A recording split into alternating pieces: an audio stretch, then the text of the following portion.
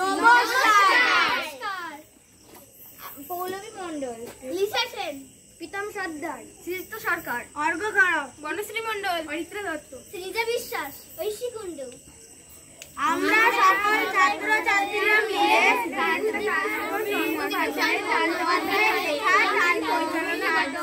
পরিচালনা করতে চলেছি। ঝমঝম বর্ষা, ভাদ্র বর্ষা, ভাদ্র মাসের দিন। আজ দিন 15 ধরে বর্ষা নেমেছে, তার আর বিরামও নেই, বিশ্রামও নেই। ক্ষুদিরাম ভট্টাচার্যের বাড়ি আজ দুদিন হাড়ি চড়েনি। ক্ষুদিরাম সামান্য আয়ের গৃহস্থ, জমি জমার সামান্য কিছু আয় এবং 2-4 ঘর শিষ্য যজমানের বাড়ি ঘুরে ঘুরে কায় ক্লেশে সংসার চলে। এই বর্ষায় গ্রামের কত গৃহস্থের বাড়িতেই পুত্র কন্যা অনাহারে আছে। ক্ষুদিরাম তো সামান্য গৃহস্থ মাত্র। যজমান বাড়ি থেকে যে কটি ধান এসেছিল তা ফুরিয়ে গিয়েছে। ভাদ্রের শেষে আউশ ধান চাষিদের ঘরে উঠলে তবে আবার কিছু ধান ঘরে আসবে। ছেলেপুলেরা দুবেলা পেট পুড়ে খেতে পাবে। নেপাল ও গোপাল, ক্ষুদিরামের 2 ছেলে। নেপাল বয়স 12 বছর, গোপালের 10। কদিন থেকে পেট ভরে না খেতে পেয়ে ওরা 2 ভাই সংসারের উপর বিরক্ত হয়ে উঠেছে। নেপাল বললে, এই গোপলা, খিদে পেয়েছে না তোর? গোপাল জিভ চাচতে চাচতে বলল, দাদা, মাকে গিয়ে বল, আমারও পেট চুই করছে। না, তুই যা, মা বকে। মা বকুক গে, আমার নাম করে মাকে গিয়ে বল। এমন সময় পাড়ার শিবু বারুজ্জের ছেলে চুনিকে আসতে দেখে নেপাল ডাকলে, ওই চুনি, শুনে যা। চুনি বয়সে নেপালের চেয়ে বড়, অবস্থাপন্ন গৃহস্থের ছেলে, বেশ চেহারা। নেপালের ডাকে সে ওদের উঠোনের বেড়ার কাছে দাঁড়িয়ে বলল, আয় না ভেতরে। না, যাব না, বেলা যাচ্ছে, আমি জ্যোতি পিসিমাদের বাড়ি যাচ্ছি। মা সেখানে রয়েছে কিনা ডাকতে যাচ্ছি। তোর মা এখন সেখানে যে বড়, ওদের ডাল ভাঙতে গিয়েছে। চাল নবমীর বেশ তো আসছে এই মঙ্গলবার, ওদের বাড়ি লোকজন খাবে। সত্যি? তা জানিস না বুঝি? আমাদের সবাইকে নেমন্তন্ন করবে, গায়েও বলবে। আমাদেরও করবে। সবাইকে যখন নেমন্তন্ন করবে, তোদের কি বাদ দেবে? চুনি চলে গেলে নেপাল ছোট ভাইকে বলল, আজ কি বার রে? তা তুই জানিস? আজ শুক্রবার বোধহয়, মঙ্গলবারে নেমন্তন্ন। গোপাল বলল, খুব মজা না দাদা? তুই একটা বোকা, কাল নবমী দেখতে তালের বড় হয়, তুই তো হারা। গোপাল সেটা জানতো না, কিন্তু দাদার মুখে শুনে খুব খুশি হল। সত্যি তা যদি হয়, তবে সে সুখাদ্য খাবার সম্ভাবনা বহু দূরবর্তী নয়, ঘনিয়ে এসেছে না। আজ কি বার সে জানে না, সামনের মঙ্গলবারে। নিশ্চয় তার আর বেশি দেরি নেই। দাদার সঙ্গে বাড়ি যাবার পথে পড়ে জ্যোতি পিসিমার বাড়ি। নেপাল বললে, তুই দাঁড়া, আমি ওদের বাড়ি ঢুকেছি, তালের দরকার হবে কিনা। এই গ্রামের মধ্যে তালের গাছ নেই, মাঠে প্রকাণ্ড তাল বিক্রি। নেপাল সেখান থেকে তাল কুড়িয়ে এনে গায়ে বিক্রি করে। জ্যোতি পিসিমার সামনেই দাঁড়িয়ে। তিনি গ্রামের নটবর মুখার্জির স্ত্রী, ভালো নাম হরিমতি। গ্রাম শুদ্ধ ছেলে মেয়ে তাকে ডাকে জ্যোতি পিসিমা। পিসিমা বললেন, কি রে, তাল নেবে পিসিমা? হ্যাঁ নেব, বই কি, আমাদের তো দরকার হবে মঙ্গল। ঠিক এই সময় দাদার পিছু পিছু গোপালও এসে দাঁড়িয়েছে। জ্যোতি পিসিমা বললেন, পিছনে কে রে? গোপাল, দুই ভাই গিয়েছিলিস কোথায়? নেপাল সলজ্জ মুখে বলল, মাছ ধরতে। পেলি? ওই 2টো পুঁটি আর একটা ছোট বেড়ে। তাহলে যাই পিসিমা? আচ্ছা, এসো বাবা, সন্ধ্যা হয়ে গেল, বর্ষাকালে চলাফেরা করা ভালো না। জ্যোতি পিসিমা তাল সম্বন্ধে আর কোনো আগ্রহ দেখালেন না, বা তার নবমীর ব্রত উপলক্ষে ওদের নিমন্ত্রণ করার উল্লেখ করলেন না। যদিও দুজনেরই আশা ছিল হয়তো জ্যোতি পিসিমা তাদের দেখলেই নিমন্ত্রণ করবেন। এখন দরজার কাছে গিয়ে নেপাল আবার পিছন ফিরে জিজ্ঞেস করলো, তাহলে তাল নেবেন পিসিমা? তাল দিয়ে যেও বাবা, কটা করে পয়সায়? 2 করে পয়সা দিচ্ছি, আপনি 3টেই নেবেন? বেশ কালো হয়ে তাল তো, আমাদের তালের পিঠে হবে মঙ্গলবার, ভালো তাল তো। মিষ্কালো তাল পাবেন আপনি, দেখে নেবেন। গোপাল বাইরে এসেই দাদাকে বলল, কবে তাল দিবি দাদা? কাল। ওদের কাছ থেকে তুই পয়সা নিস না? নেপাল আশ্চর্য হয়ে বলল, দূর, তা হয় না। আমি কষ্ট করে তাল করাবো আর পয়সা নেবো না, তা হয় না। দেখিস ওরা ঠিক নেমন্তন্ন করবে, সে এমনি করবে, পয়সা নিলেও করবে না নিলেও করবে। রাত্রে বৃষ্টি নামে, বহু বাদলার হাওয়া শেষ সঙ্গে দিকে জানলার কপাট তুলে ব্যথা, হাওয়ায় দড়ি ছিঁড়ে সারা রাত খটখট শব্দ করে ঝড় বৃষ্টিতে। গোপালের ঘুম হয় না, যেন ভয় ভয় করে। সে শুনে ভাবছে, দাদা তাল যদি বিক্রি করে তবে ওরা আর নেমন্তন্ন করবে না, তা কখনো করে। খুব ভোরবেলা উঠে গোপাল দেখলে বাড়ির সবাই কেউই তখন ওঠে। রাত্রের বৃষ্টি থেমে গিয়েছে, সামান্য একটু টিপ টিপ বৃষ্টি হচ্ছে। গোপাল এক ছুটে চলে গেল গ্রামের পাশে সেই তাল দিঘির ধারে। মাঠে এক হাঁটু জলের কাদা। গ্রামের উত্তর পাড়ার গণেশ কামরা লাঙল ধরে একটু সকালে মাঠে যাচ্ছে। ওকে দেখে বললে, কি কথাটা করে যাচ্ছ কানে এত করে?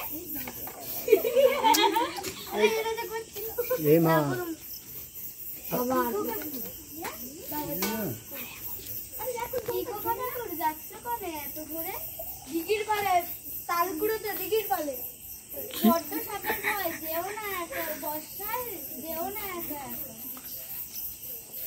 গোপাল ভয়ে ভয়ে দিঘির তাল পুকুরের তালের বনে ঢুকে তাল খুঁজতে লাগলো।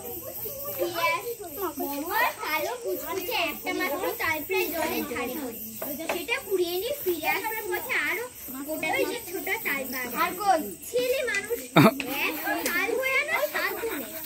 2টি মাত্র তাল নিয়ে সোজা একেবারে জটি পিসিমার বাড়ি হাতে।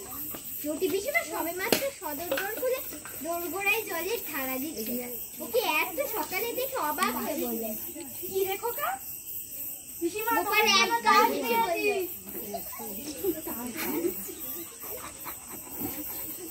জটি পিসিমা আর কিছু না বলে তাল দুটো হাতে করে নিয়ে বাড়ির ভেতরে চলে গেলেন। গোপাল একবার ভাবল তাল নামামি কবে জিজ্ঞেস করে, কিন্তু সাহসে কুড়োয় না তার। সারাদিন গোপালের মন খেলাধুলার ফাঁকে কেবলই অন্যমনস্ক হয়ে পড়ে। ঘন বর্ষার দুপুরে মুখ উঁচু করে দেখে নারকেল গাছের মাথা থেকে পাতা বেয়ে জল ঝরে পড়ছে, পড়ছে বাদলার হাওয়ায়। বকুলতলার ডোবায় কটকটে ব্যাঙের দল থেকে থেকে ডাকছে। গোপাল জিজ্ঞেস করল,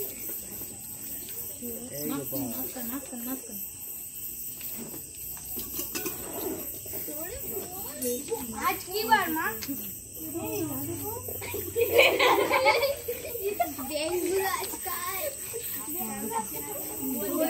আজকাল ব্যাঙ ডাকে না কেন মা?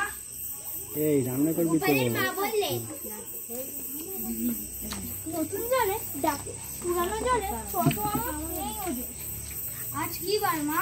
সোমবার। কেন রে, বাড়ির খোঁজে তোর কি দরকার পড়ে? মঙ্গলবারে তাল নবমী না? তা হবে হয়তো, কি জানি বাপু, নিজের হাড়িতেই চাল জোটে না, তাল নবমীর খোঁজে কি দরকার আমার? সারাদিন কেটে গেল। নেপাল বিকেলের দিকে জিজ্ঞেস করলেন, তুই কাল জটি পিসিমাদের বাড়ি তাল দিয়েছিলিস? কেন দিতে গেলি তুই? একটা পয়সা আর দুয়ারে মুড়ি কিনে খেতাম। তুই একটা বোকা। দেখিস ওরা ঠিক নেমন্তন্ন করবে, কাল মঙ্গলবার না? কাল তো তাল নবমী। রাত্রি উত্তেজনায় গোপালের ঘুম হয় না। বাড়ির পাশের বড় বকুল গাছটায় জোনাকি ঝাঁক জানালা দিয়ে কাল সকালটা হলে হয়, কতক্ষণে যে রাত পোহাবে চটি পিসিমা আদর করে ওকে বলেন খাওয়ানোর সময়।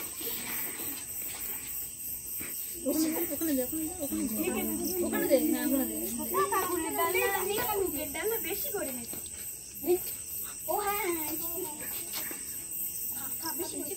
ও কি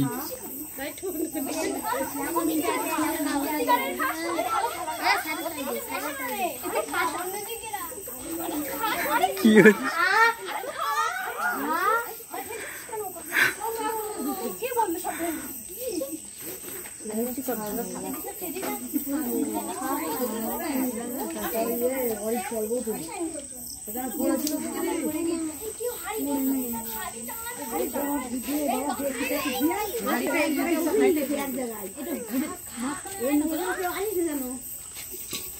চটি পিসিমার বড় মেয়ে লাবণ্য দিয়ে একখানা থালায় গরম গরম তিলপিটুলি ভাজা এনে ওর সামনে ধরে হেসে বললেন, আর নেবে তিলপিটুলি? না। বলে লাবণ্যদি থালাখানা উপর করে তার পাতে ঢেলে দিল। তারপরে চটি পিসিমা আনলেন পায়েস আর ডালের বড়া, হেসে বললেন, এই তুই খা, খাবি তো? হাসিস রে।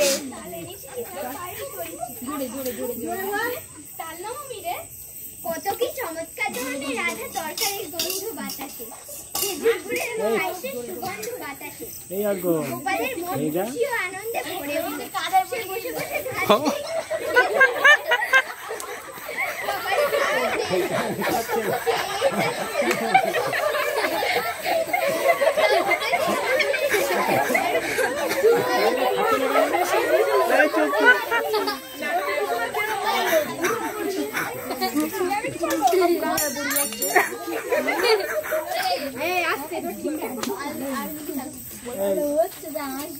আবার শুরু করা, ওটা আমি কাট করে দেবো।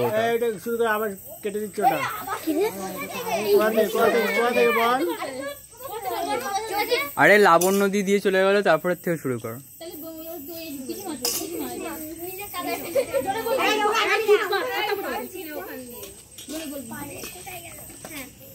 জটি পিসিমার বড় মেয়ে লাবণ্য দিয়ে একটা থালায় গরম গরম তিলপিটুলি ভাজা এনে ওর সামনে ধরে হেসে বললেন, খোকা কখন নেবে তিলপিটুলি? বলেই লাবণ্য দিয়ে থালাখানা উপর করে তার পাতে ঢেলে দিলে। তারপর জটি পিসিমা আনলেন পায়েস আর ডালের বড়া, হেসে বললেন, খোকা তুই যে তাল ঘুরিয়ে দিয়েছিলি তার পায়েস করেছি, খা খা খুব খা, আজ তার না হই রে। কত কি চমৎকার ধরনের রাধা তরকারির গন্ধ বাতাসে, খেজুর গুড়ের পায়েসের সুগন্ধ বাতাসে।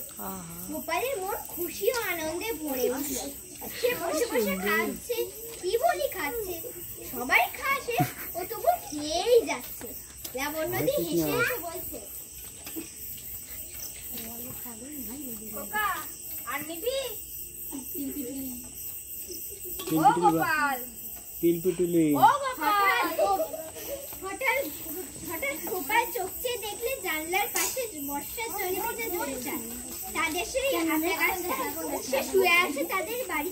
ওরে শুয়ে থাক, মায়ের জানবো তো। হাতে মৃদু খেলায় ঘুম ভেঙেছে। মা পাশে দাঁড়িয়ে বলছেন, ওঠ ওঠ, বেলা কত হয়েছে, মেঘ করেছে, তাই বোঝা যাচ্ছে না। বোকার মতো ফ্যাল ফ্যাল করে সে মায়ের মুখের দিকে চেয়ে রইল। আজ কি বার মা? মঙ্গলবার। তা তো বটে, আজই তো তাল নবমী। ঘুমের মধ্যে ওসব কি হিজিবিজি স্বপ্ন সে দেখেছিল। বেলা আরো বাড়লো, ঘন মেঘাচ্ছন্ন বর্ষার দিনে যদিও বোঝা গেল না বেলা কতটা হয়েছে। গোপাল দরজার সামনে একটা কাঠের গুড়ির ওপর ঠায় বসে রইল।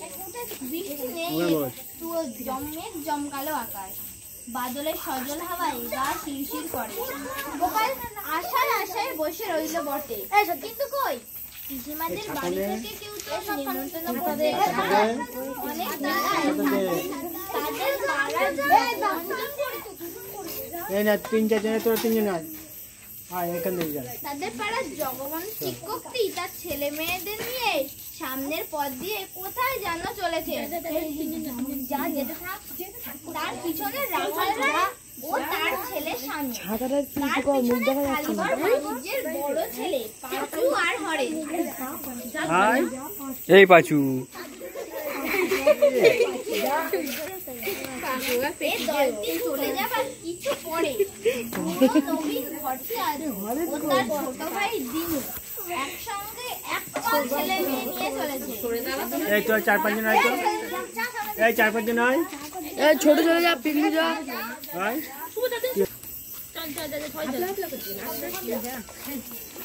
এই দলটি চলে যায় না দাদা ভট্টাচার্যের ছেলে পুরোরাম ওকে দেখে বলল ডাউনলোড করতে এখানে বসে কেন রে যাবি না ছাতাটা গোপাল বললে, কোথায় জটি পিসিমাদের বাড়ি তাল নবমীর নেমন্তন্ন খেতে করেনি তোদের ঠিক আছে ওরা বেছে বেছে বলেছে কিনা সবাইকে তো বলেনি। গোপাল হঠাৎ রাগে অভিমানে যেন দিশাহারা হয়ে গেল। কেন করবে না কেন আমাদের করে নেবো।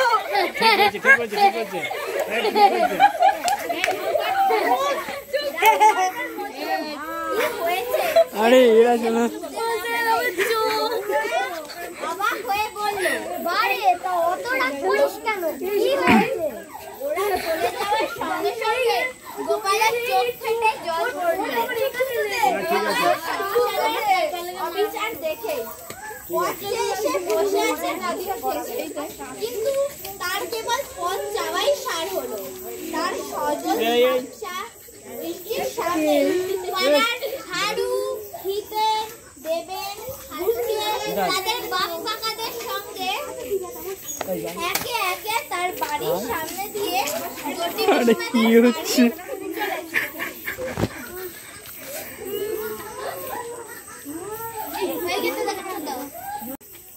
বলে বল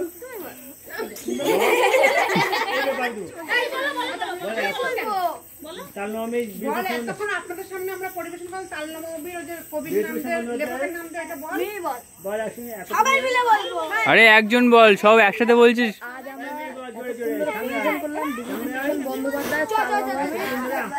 আজ আমরা